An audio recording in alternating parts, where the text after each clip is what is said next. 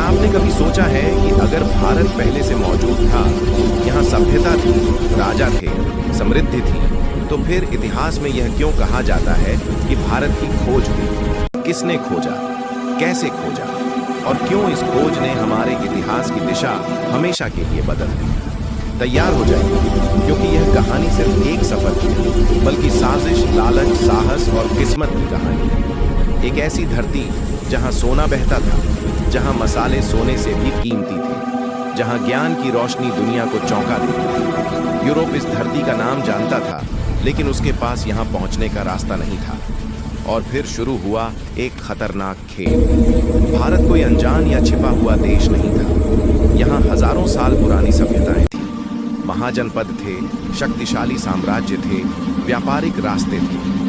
अरब व्यापारी, फारसी और एशियाई देश सदियों से भारत के बारे में जानते थे और यहाँ आते भी थे। लेकिन एक समस्या थी, यूरोप के पास भारत आने का सीधा रास्ता नहीं था।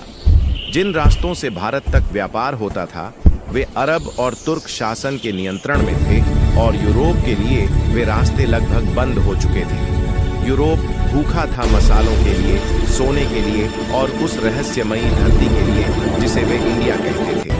तब यूरोप ने ठान लिया कि किसी भी कीमत पर भारत पहुंचना है, समुंदर से लड़कर, तूफानों से जूझकर, मौत को चुनौती देकर भी।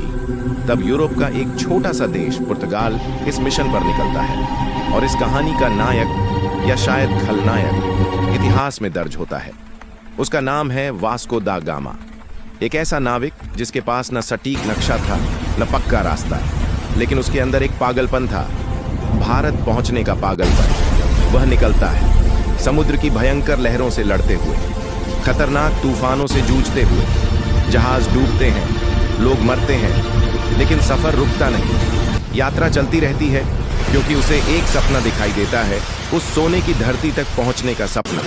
फिर आता है वह पल जो इतिहास में हमेशा के लिए दर्ज हो जाता है।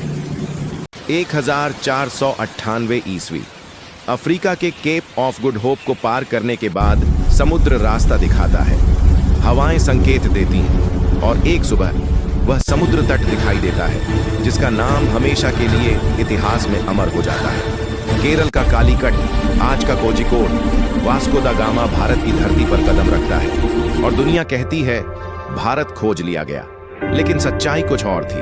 भारत नहीं मिला था, भारत तक पहुंचने का समुद्री रास्ता मिला था। यहीं से शुरू होता है असली खेल। पुर्तगाली आते हैं, फिर डच आते हैं, फिर फ्रेंच और फिर वो जिन्होंने सिर्फ व्यापार नहीं किया बल्कि इस धरती पर राज करने का सपना देखा। British east India company. व्यापार आया, फिर लालच आया और फिर आया कब्जा। और यहीं से शुरू होता है सदियों लंबा संघर्ष और गुलामी का सफर। लेकिन याद रखना, भारत की खोज नहीं हुई थी। भारत पहले से महान था, समृद्ध था, शक्तिशाली था। खोज हुई थी सिर्फ उस रास्ते की जिसने यूरोप को भारत तक पहुंचाया, लेकिन साथ ही भारत को यूरोप की बेड़ियों में जकड़ दिया। तो जब कोई कहता है कि वास्को दा गामा ने भारत की खोज की, तो याद रखना, उसने भारत को नहीं खोजा। उसने सिर्फ वह रास्ता खोजा जिसने दुनिया की दिशा बदल दी और भारत की कहानी को एक नए, कठिन लेकिन महान संघर्ष की ओर मोड़ दिया।